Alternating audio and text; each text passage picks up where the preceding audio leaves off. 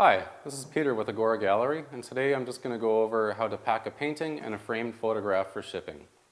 First of all, there's going to be some supplies you're going to need to do this. Number one, you're going to need some packing tape. I also have a tape gun, just makes it easier. You're going to need some artist tape. Artist tape is basically like a masking tape, but it's acid-free and it's easily removable. You're going to need an X-Acto knife or a pair of scissors. For packing framed work, you will need some cardboard corners, a measuring tape, some glassine, and some brown paper. Packing anything that is a mounted photograph or anything that's high glossy, you can either use nitrile gloves or some art handling cloth gloves. And you want to make sure your hands are clean just to begin with. So first thing I'm going to do is I'm just going to put down some foam on top of my table so that I have a soft surface to put my artwork onto. If you don't have any foam, you can use a blanket or something like that. If you have larger artwork, you'll probably be wrapping it on the floor. Today I'm going to be wrapping a piece that'll fit nicely on this table. So I'm just going to put this foam down just so when I put the piece face down, it's not going to damage it at all. So to start, I'm going to use my glassine. And glassine is basically a paper that is water and grease resistant, and it's not going to stick to the surface of your painting. I'm going to put my painting face down on the glassine, leaving enough room to wrap around the edges. And this is where you want to use your artist tape. As I mentioned before, it's an acid-free tape, so it's not going to damage or yellow any of your canvas. If you accidentally get it on the side of the painting, it's going to be easily removable and won't leave a mark. Masking tape over time will leave adhesive on there. You definitely do not want to use packing tape when putting your glassine on. One little trick you can do when you're using your artist tape to put your glassine on is fold over the end a little bit. And that leaves us a little nub to grab the tape with to easily remove it when it comes time to unpack. So I've got my piece. I'm going to start with my longest edge. I'm going to tape it over onto the canvas. And you can see where I left that little folded over bit. It'll be an easy spot to grab it to remove it. So again, doing all my longest sides first. The ends is just like wrapping a present. I'm going to make a fold here, or just like a present. Again, it's crease and fold it over. Fold your end up. I like to try to tape everything onto the glassine again. The less tape I can put onto a piece, the better. So now I've got my piece glassined. So glassine is going to protect anything from sticking to the surface of the painting. You want to make sure when you're packing your piece with the bubble wrap that you use the flat or the smooth side of the bubble wrap against the surface of your painting. If you put the raised or the bubble side against your piece, there is a chance that it can leave the impression of the bubbles on the surface of your painting. So I've pulled out my bubble wrap and I have it so the smooth side is facing up. And I'm going to place my piece face down on the smooth side of the bubble wrap. This piece fits nicely on this size of bubble wrap. If you have a different size of pieces, you want to make sure that you have at least 2 inches on either side of extra bubble wrap. So I'm going to take the end, wrap it over, and I'm going to wrap this 2 times in the small bubble wrap.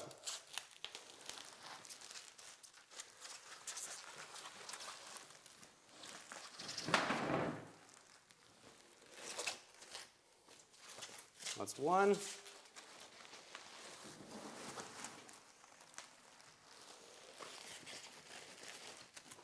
That's 2. We'll cut along there. Grab your packing tape.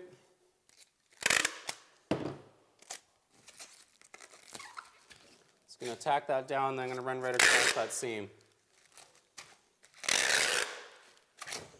The ends, I'm going to push them in and then fold them over.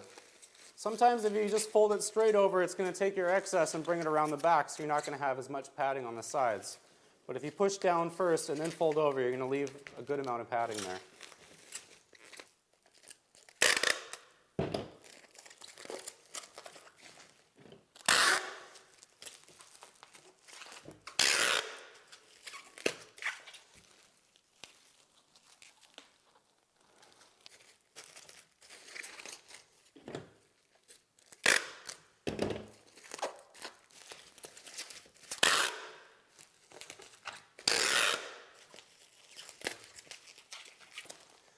So I've got my painting wrapped in 2 layers of small bubble wrap now.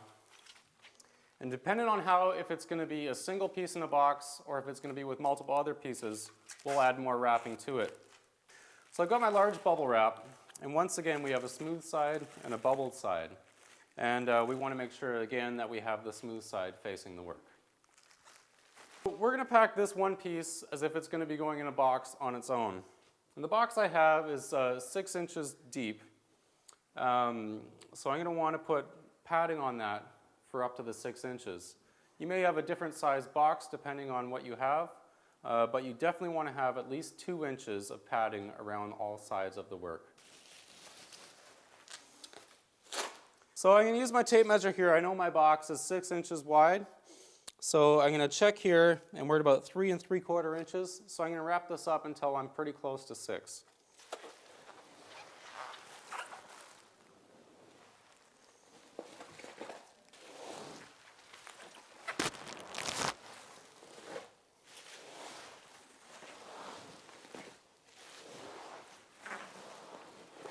That not everyone is going to have access to huge rolls of bubble wrap like we have here at the gallery. So when it comes down to this process of just filling space within the box, if you have sheets of styrofoam or something like that, you can use those as padding around there. But you do want to ensure that there is a good amount of padding around your painting. So I'm just going to check my depth for my 6-inch box. I'm at about 5 1/4, so I'll just do this a couple more times.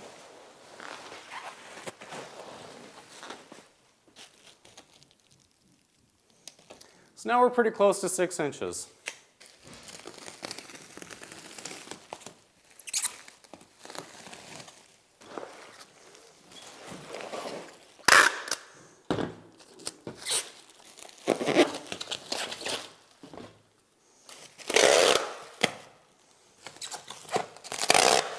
So as you can see here, I've got a nice lot of padding on the sides. So again, I'm going to push one side up and one side over,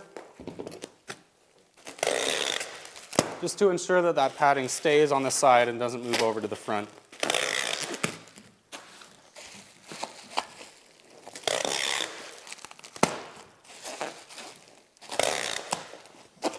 So now my piece is packed pretty good to go in a box by itself. You can see there's plenty of bubble wrap around it.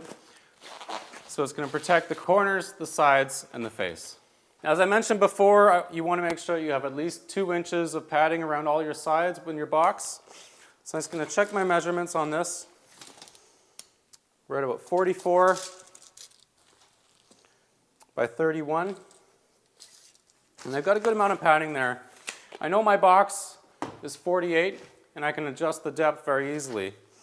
So because it's at 31, I'm going to put a little bit of extra padding in, probably 1 inch on either side, so I'll make my box 33. So I've got my nice new box, and I know it's 48. I'm going to keep that, but I'm going to want to adjust the height of it.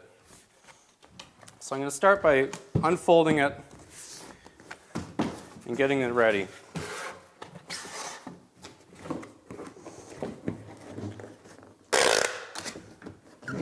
I want to put at least 3 pieces of tape across. And one thing that'll likely happen as soon as your box leaves your studio and gets onto the delivery truck, it's just going to be pushed or slid everywhere. So what you want to make sure you do is completely tape up all the sides of your box. Even if you have a top side, tape up all the sides, because there's a good chance that it's not going to remain standing that way up.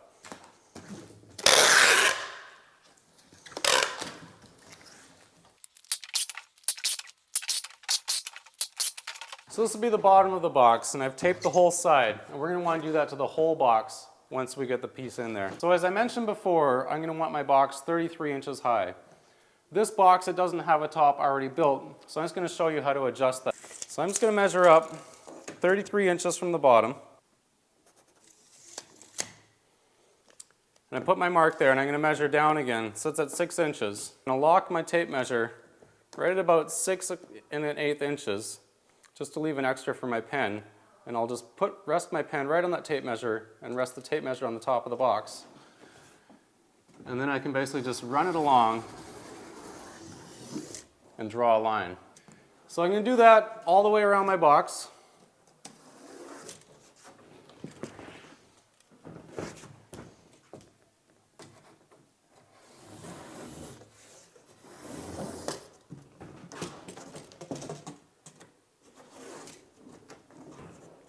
So I've got my line at 33 inches, which is the size of box I want. Now to make a crease in there so that it folds over, I'm just going to take the dull side of my knife. The knife blade is not extended. I'm just going to take the dull side of my knife. I don't have the blade out, the blade is back in, and I'm just going to run that along my line on all sides. And what that's going to do is it's going to make a score on there so we can easily fold this.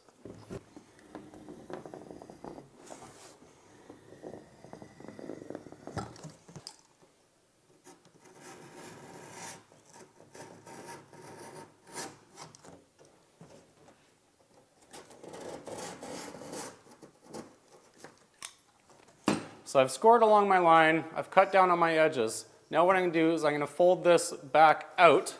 As you can see, that score line made a nice natural spot for the cardboard to fold. So I wanted my box a little bit bigger than my piece so I could add some extra padding on the sides. So what I've done is I've just cut some extra pieces of bubble wrap, fold those over, and lay that into the box. And I can slide my piece in there.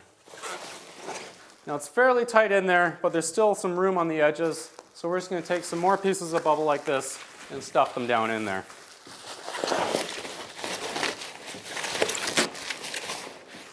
So we've got the sides all stuffed up with padding here, and we're just going to add a little bit more on the top.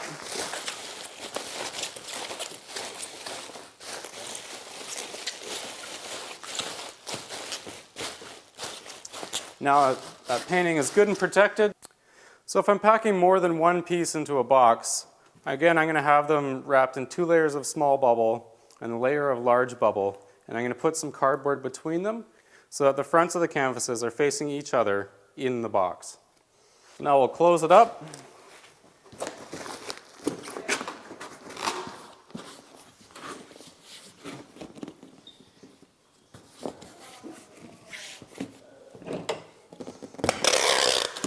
Again, we'll put at least 3 pieces of tape across.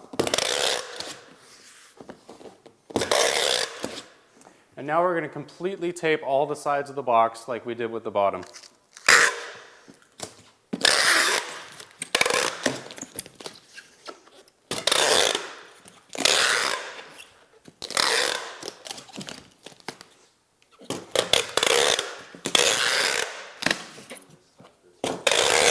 So once you've taped up all the sides of your box, you want to attach the packing labels as well as the exhibition forms that we emailed to you.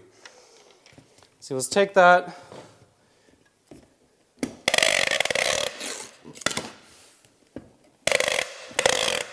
and tape it on the large side of your box. So just a note about adding packing material to your box. I would advise against the use of packing peanuts. If the box is damaged, the peanuts will spill out of any hole in the box and your work might get damaged as well. Packing a framed piece of artwork, especially one with glass, we're going to do things a little bit differently. We're going to take some wider artist tape and tape off the glass just in case it breaks during transit. It won't damage your artwork. After that, we'll wrap the whole piece in brown paper, add some protective cardboard corners, and then wrap it in small bubble and large bubble. And then just complete out a star pattern.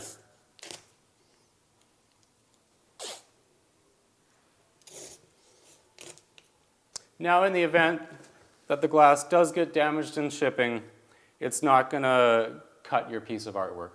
So we're going to wrap the whole framed piece completely in brown paper.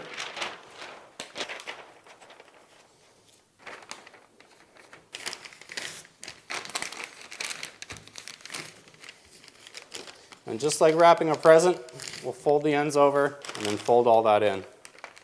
We've got our painting completely wrapped in the brown paper. And now, especially with a framed work, this is one of the most important elements of packing it, is putting on some protective corners. About 95% of the damages I see coming into the gallery could be avoided by putting a protective cardboard corner on your frame. So what I've got here is a pre-made cardboard corner. If you don't have access to pre-made cardboard corners, you can just take some cardboard and make some of your own. Once you have all 4 corners on, we're going to go ahead and wrap it in 2 layers of small bubble like we did with the painting, and then more bubble depending on the box it'll be going into. I also highly recommend putting a cardboard face on. You can do this either before or after your small bubble wrap. So from here on in, we'll just continue packing this frame piece in bubble wrap the same as we did with the painting. Just a couple key points to go over again. We want to make sure we put cardboard or protective corners on anything with the frame. Make sure you leave sufficient room in your box for extra padding. I would suggest at least 2 inches.